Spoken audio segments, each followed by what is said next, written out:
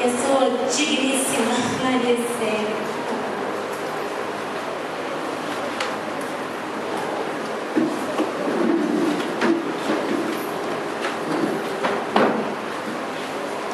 Bom, é um grande privilégio, né, no meio dessa turbulência pré-concílio, tão importante, né, e o Senhor conseguiu esse tempinho para estar aqui com a gente.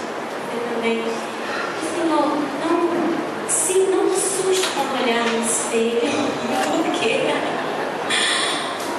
o vigor que o Senhor tem, a força que vocês dois têm, estavam sábado em Contagem, Minas Gerais, ontem em Guarapari, hoje aqui entregando tanta autoridade, tanta sabedoria que nos encanta, nos admira, né? E eu glorifico o Senhor pelo privilégio de termos aqui. Amém? A igreja